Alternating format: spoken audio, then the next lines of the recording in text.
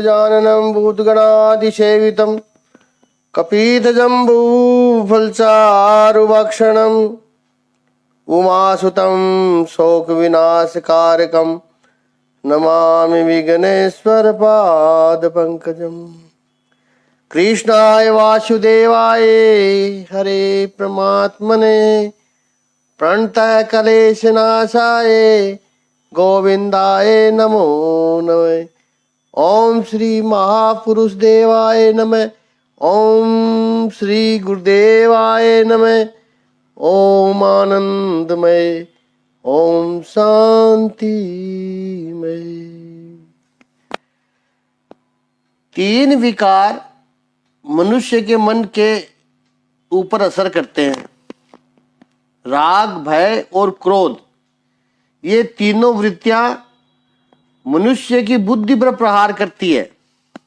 राग यानी आकर्षण करने से व्यक्ति के विचार बदल जाते हैं और भय के कारण भी व्यक्ति के विचार करने की दिशा बदल जाती है।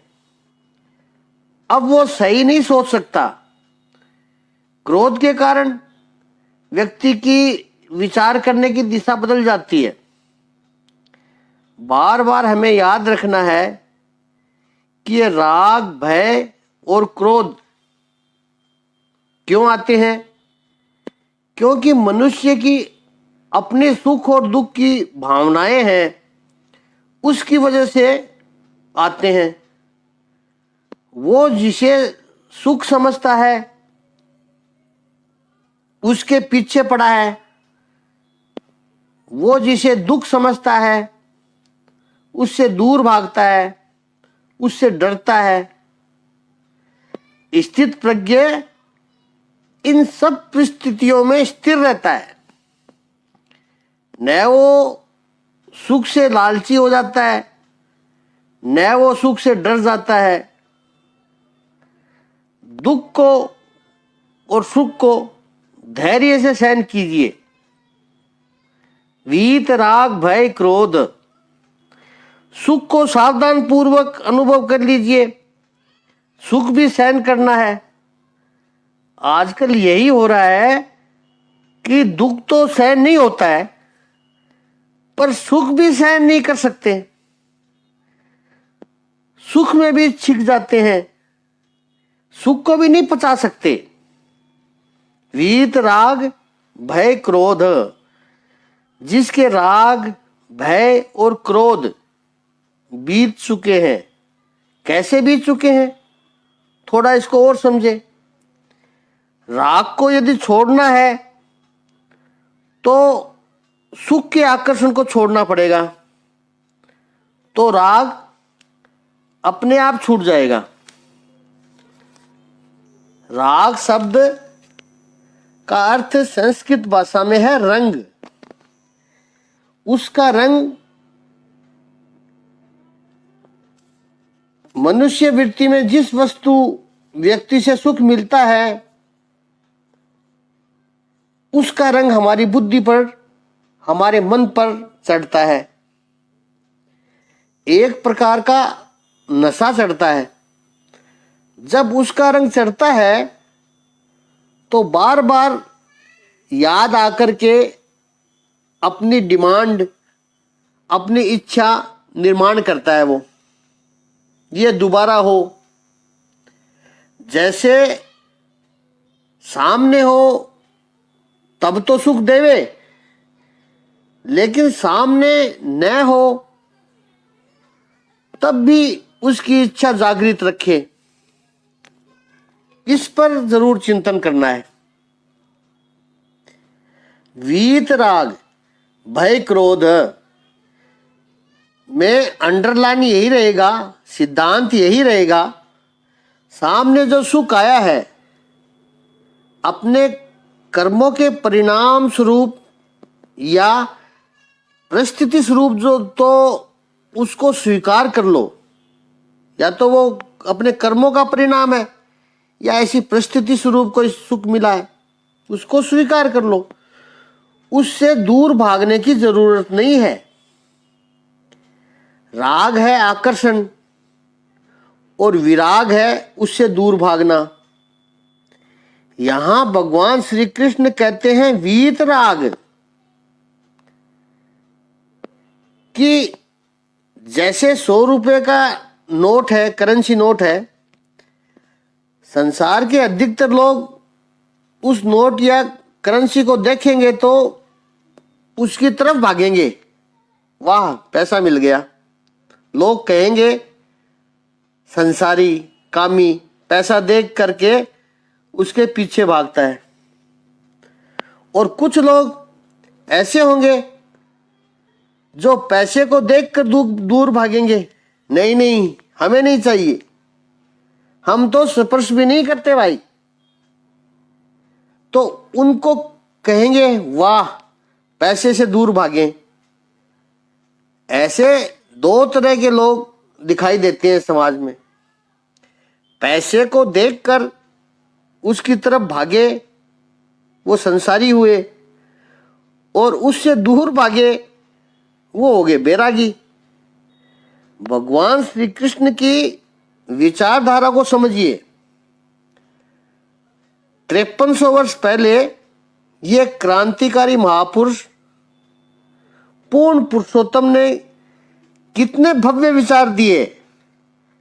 कहते हैं ये रागी और बैरागी दोनों अंततः बीमार व्यक्तित्व है। जो पैसे की तरफ भागता है और पैसे से दूर भागता है, दोनों बीमार है। क्योंकि या तो पैसे के पीछे भागते हैं या पैसे से दूर भागते हैं। भागते तो दोनों हैं, क्या फर्क पड़ता है कि आप उसकी तरफ भागो या उसे दूर भागो। भगवान श्री कृष्ण कहते हैं कि स्थित प्रज्ञ वो है जो पड़ी हुई वहां पर 100 रुपए की नोट है, उसको पता है, उसकी कीमत भी जानता है वो, कि उससे कुछ सामान खरीदा जा सकता है, उससे कुछ सुख सुविधा मिल सकती है, फिर भी मुझे उसकी आवश्यकता नहीं है। नोट वहां पड़ी है, पड़ी रहे, मैं दूर बैठा हूं, मुझे क्या फर्क पड़ता है। न मैं नोट की तरफ भागूंगा न मैं नोट से दूर भागूंगा। नोट अपनी जगह है, मैं अपनी जगह हूं। मेरी स्थिरता अपनी स्थिरता है। वो नोट मेरे भीतर कोई चंचलता, कोई विक्षिप्तता खड़ा नहीं कर सकता है। यह है वीतराग। अब ये करेंसी नोट का दृष्टांत दिया है, वो सभी के बारे में समझना है। खाने की वस्तु हो, ज्वेलरी हो, कार हो, यहां तक कि किसी व्यक्ति के बारे में भी इसको समझ सकते हैं। कुछ लोग हैं जो सुंदर स्त्री को देखकर उसकी तरफ आकर्षित होते हैं। लोग कहेंगे कामी व्यक्ति, सुंदर स्त्री को देखा कि भागा उसके पीछे। बड़ा आसान है, ये लेबल लगा देना बहुत आसान है। और दूसरे कुछ लोग स्त्री को देखकर पर्दा करते हैं। पर्दा करो, हम नहीं देखते हैं, आंखें बंद कर लो। इनको देख लिया तो उपवास करना पड़ेगा हमें। कामनी को देख लिया, वो तो नरक की खान है। उस स्त्री को देखकर दूर भागते हैं या उस स्त्री को भगा देते हैं। उसके आसपास वाले लोग उसको भगा देते हैं, चेले चाटे। यह भी बीमारी है। क्यों आपने मान लिया कि स्त्री नरक की खान है?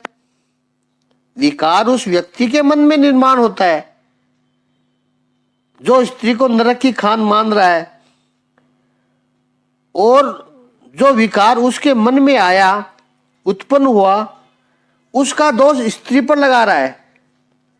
अरे वो तो तुम्हारा दर्शन करने आ रही थी बेचारी, तुम्हारा चरण स्पर्श करने आ रही थी, वो तो तुम्हें बड़ा पवित्र मानकर तुम्हारे पास आ रही थी वो, और तुमने उसको नरक बना दिया।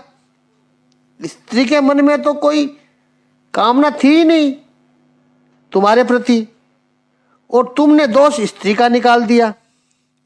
स्वामी जी स्त्री को नहीं देखते, बीमारी स्वामी जी के मन में है। स्त्री में क्या दोष है? स्त्री नरक है, ऐसा क्यों?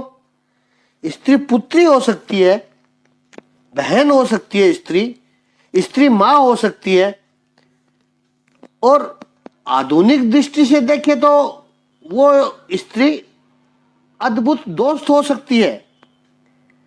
आप स्त्री को देखकर एक ही विचार मन में क्यों लाए? दोष स्त्री में नहीं है। स्त्री के लिए कहें तो दोष पुरुष में नहीं है, दोष मन में है।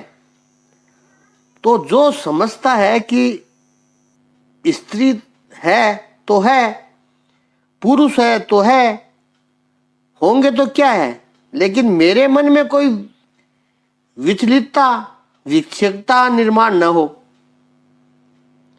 वो वीतराग है।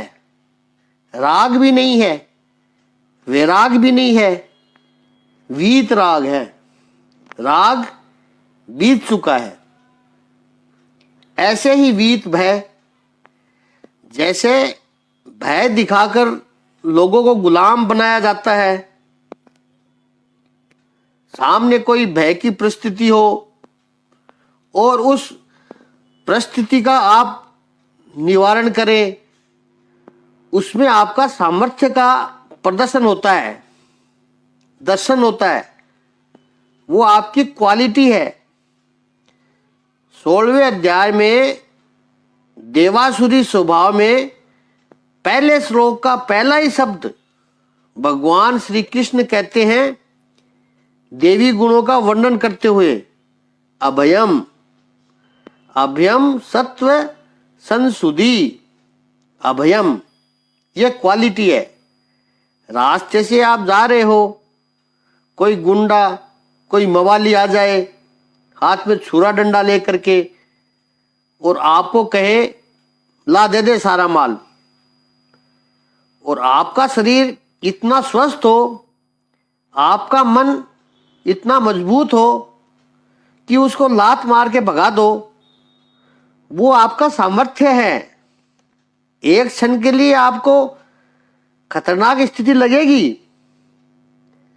उस भय की परिस्थिति को आपने दूर कर दिया अपने बल के प्रभाव से, लेकिन वो सामने था तो ठीक है, कुछ क्षणों के लिए भय लगा और उससे आप बाहर भी आ गए। यहां भगवान कहते वीत भय, वो कौन सा है? कुछ लोग ऐसे होते हैं कि सामने भय की स्थिति नहीं है, फिर भी वो भय सोच सोच के निर्माण करते हैं भय की स्थिति। यदि ऐसा हो जाएगा तो, यदि वैसा हो जाएगा तो, आज तो सब ठीक है, कल ऐसा हो जाएगा तो। यह भय स्थित प्रज्ञ के मन में नहीं होता है।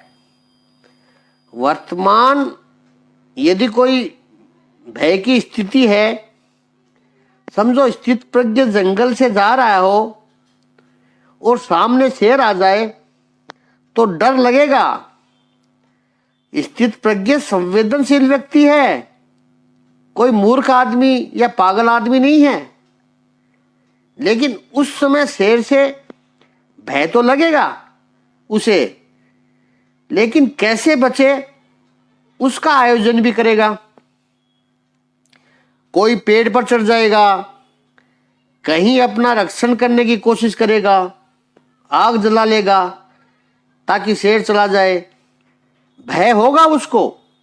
जब सामने शेर खड़ा है तो और उससे बाहर भी आ जाएगा, लेकिन फिर हफ्ते भर बाद में अब शेर सामने नहीं है, वो शहर में आ गया, अपने घर आ गया, सुरक्षित जगह पे आ गया, फिर वो शेर वाली स्थिति से डरेगा नहीं, उसको याद करके डरेगा नहीं, भूल गया क्या हुआ था, घबराएगा नहीं, उस परिस्थिति को याद करके बिल्कुल नहीं घबराएगा। इसको कहते हैं वीत भय। आपको इसका फर्क को स्पष्ट समझना है। सामने सुख होगा तो वो उसका भोग करेगा स्थित प्रज्ञ, लेकिन सुख का साधन जब सामने नहीं है तो उसके बारे में राग उसका आकर्षण नहीं करेगा। यह वीत राग है। भय की परिस्थिति उसके सामने है तो उसका सामना करेगा, अपने आप को बचेगा, भय की स्थिति दूर करेगा अपने सामर्थ्य का प्रदर्शन करके। लेकिन भय की स्थिति या परिस्थिति जब सामने नहीं है तो वो मन में खड़ी करके वो डरेगा नहीं। अधिकतर लोग इस दुनिया में देखना ऐसे ही करते हैं, या तो अपने आप का चिंतन करना या फिर बाहर के लोगों में देखना। वास्तविक परिस्थिति इतनी खराब नहीं होती है, लेकिन वो होगा, ऐसा होगा, ऐसी मानसिक चिंतन करके बीमार हो जाते हैं, डिप्रेशन में चले जाते हैं। यह वीत भय है। और क्रोध, क्रोध के ऊपर अभी हम चिंतन इसलिए नहीं करना है कि भगवान आगे 62वें और 63वें श्लोक में डिटेल में चिंतन करने वाले हैं। उस वक्त हम डिटेल में चिंतन करेंगे। लेकिन जैसे वीत राग, वीत भय, ऐसे ही वीत क्रोध, सामने कोई ऐसी परिस्थिति है तो पहले तो क्रोध से बचे। लेकिन कुछ परिस्थितियां ऐसी है कि क्रोध करना पड़ता है। वेद में वर्णन है रुद्र का, उस जगह आक्रोश होना चाहिए। क्रोध निकाल दो, क्रोध निकाल दो, कहना बहुत आसान है। कई परिस्थितियां ऐसी है जहां पर क्रोध होना चाहिए, आक्रोश होना चाहिए। समाज में जहां अन्याय हो रहा हो, धर्म के विरुद्ध प्रवृत्ति चल रही हो, वहां आक्रोश आना स्वाभाविक है, आना भी चाहिए। अन्याय क्यों सहन करें? आक्रोश आना चाहिए, लेकिन वो परिस्थिति न हो और व्यर्थ में क्रोध, ये सही नहीं है। इन तीनों को जिसने नियंत्रण में कर लिया व्यवहार काल में, जो अर्जुन का प्रश्न था किम प्रभाषेत 48वें श्लोक में, उसी की बात थी, उसका उत्तर दे रहे हैं प्रभु। राग, भय और क्रोध, इन तीनों चीजों का इनके ऊपर इतना संयम है कि जब वो उपस्थित नहीं होते हैं तो ये सारी चीजें स्थित प्रज्ञ को विचलित नहीं करती हैं। और स्थित प्रज्ञ को स्थित धीर मुनि रुच्यते, उसको स्थित धी मुनि, मुनि का अर्थ जो मननशील है कहा गया है। तो स्थित प्रज्ञ की ये समझदारी होती है, न उसकी ये लाचारी होती है, न लाचारी रखता है उसमें, न वो उससे दूर भागता है। लेकिन परमात्मा की कृपा प्रसादी समझकर सहजता से दोनों में से कुछ सीख कर अपने जीवन को समृद्ध बनाता है। और राग, भय और क्रोध से मुक्त होकर एक शांत स्वस्थ स्थिति में रहकर प्रसन्नता को अपना स्थायी भाव बनाता है। प्रभु को जो प्रिय लगते हैं ऐसे महापुरुषों का यह वर्णन परमात्मा स्वयं कर रहे हैं। सिद्ध पुरुषों के लिए जो सहज अवस्था है, लेकिन उसमें से जो साधकों को सीखना है कि उन्होंने कैसे इस उच्च अवस्था को प्राप्त किया, वो ध्येय हमारा भी होना चाहिए। आगे 57वें श्लोक पर चिंतन करते हैं।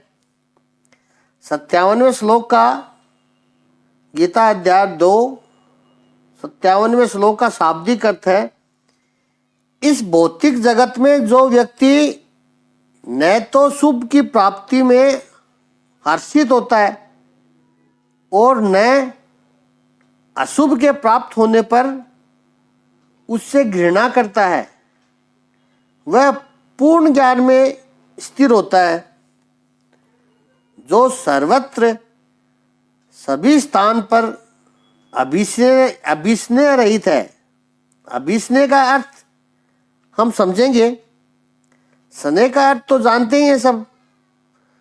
जो शुभ या अशुभ को प्राप्त करके न तो वो अभिनंदन करता है और न ही द्वेष करता है, उसकी बुद्धि अच्छी तरह से प्रतिष्ठित है, यानी स्थिर है। अभिस्नेह कहा है भगवान ने। स्नेह का अर्थ है अच्छा लगना।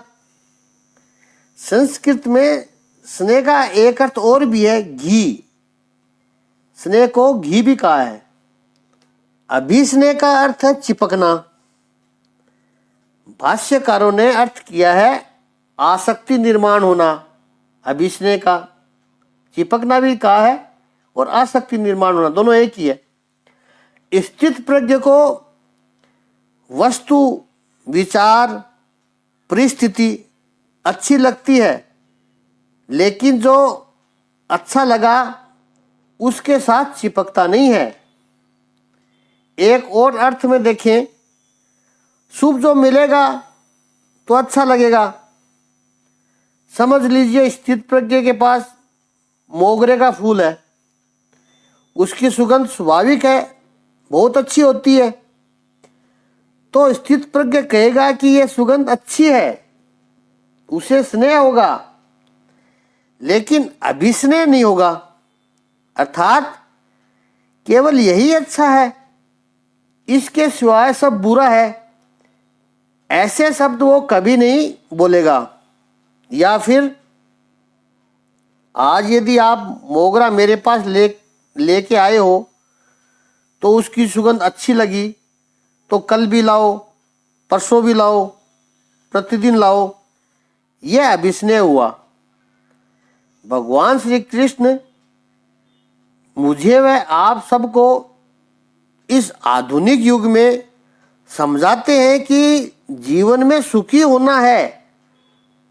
यदि आप मन की शांति और स्थिरता चाहते हो, यदि आप प्रसन्न रहना चाहते हो, तो स्वाभाविक है हमें कुछ वस्तु अच्छी लगेगी, लेकिन किसी से भी चिपकना नहीं है, अभिस्नेह मत करना। यह प्रभु का संदेश है हमारे सब के लिए। स्नेह हो तब तक ठीक है, अभिस्नेह नहीं होना चाहिए। अपने भीतर जाकर यदि हम देखेंगे, अंतर निरीक्षण करेंगे, तो हमें पता चलेगा कि हमारा पूरा जीवन अभिस्नेह के लिए ही चला गया है। उसके कारण फिर देश की भावना जो प्रभु कहते हैं उस पर भी हम चिंतन करेंगे। यह लोलक की तरह है। लोलक यानी कोई लटकती हुई चीज की समान। अभिस्नेह और द्वेष, वस्तु आकर्षक लगती है, अच्छी लगती है, तो तुरंत हमारा प्रयास हो जाता है कि बस इसको पकड़ लो। अब जब मुझे आवश्यकता हो तब मिलनी चाहिए, तुरंत मुझे मिलनी चाहिए। बड़ी विचित्र बात लगती है।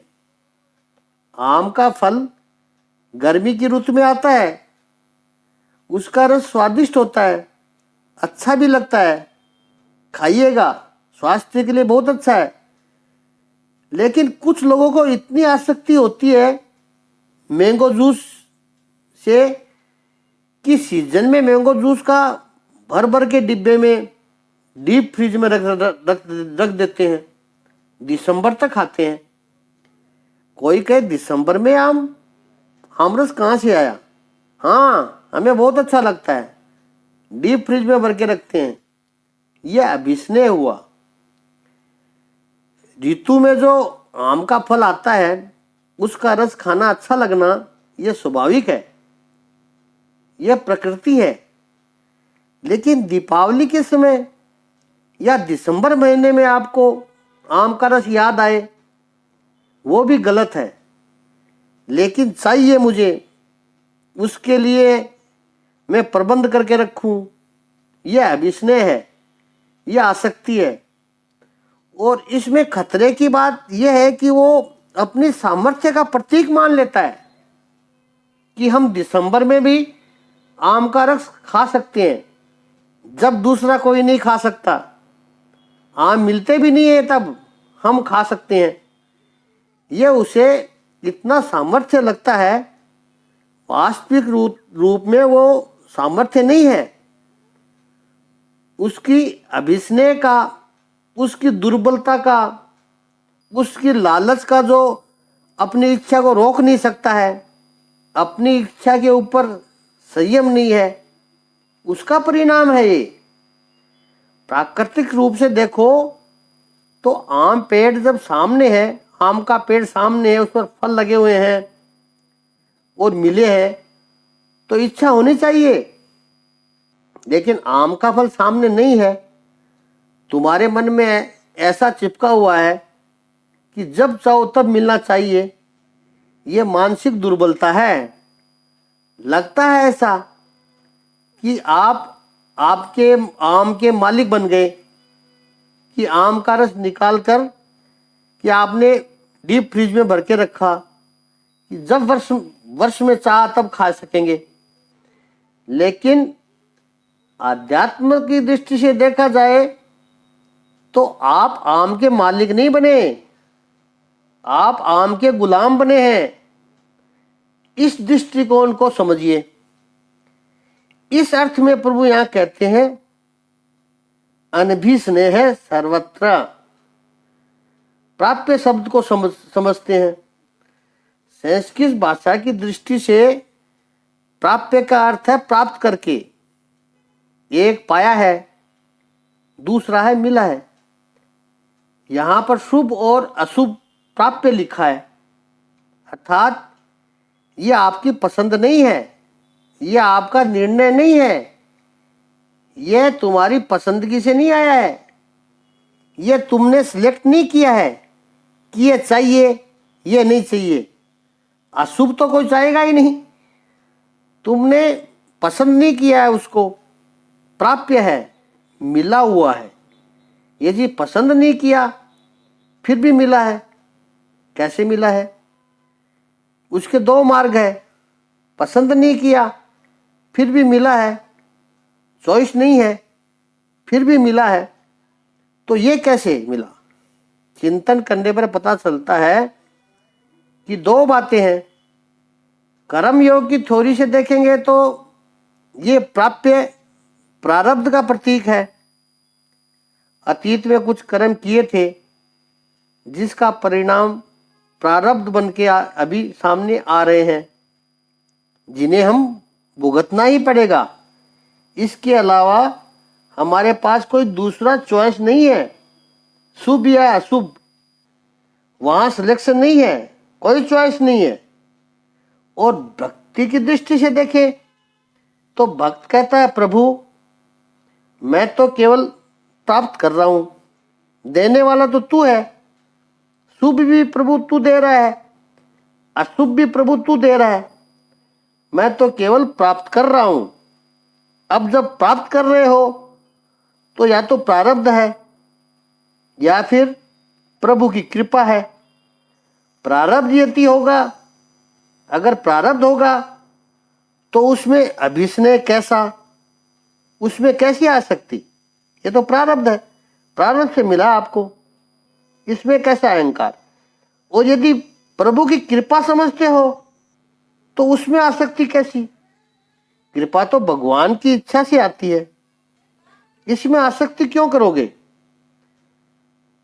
हमारे यहाँ संन्यास मार्ग में सन्यासी जब भिक्षा लेने जाता है उसे कहते हैं भिक्षा प्राप्त हुई, भिक्षा मिली, भिक्षा पाई नहीं, भिक्षा दी नहीं, भिक्षा मिली।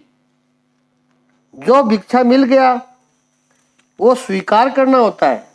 इतना ही नहीं, उसमें आसक्ति नहीं रख सकते कि फला घर की दाल मिली थी, बहुत अच्छी थी, वो सन्यासी रोज उसी घर पर जाए और कहे गृहिणी से मुझे दाल रोज देते रहना, तो ये सन्यासी नहीं हुआ।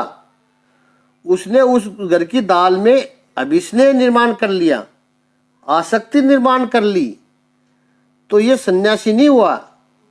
इससे अच्छा तो वो पहले संसार में था, वही ठीक था। अपनी पत्नी को अच्छी दाल बनाना सिखा लेता और रोज उस दाल का आनंद लेता। स्थित प्रज्ञ जो है वो अनभी स्नेहा, चिपकेगा नहीं। आगे का चिंतन कल करेंगे।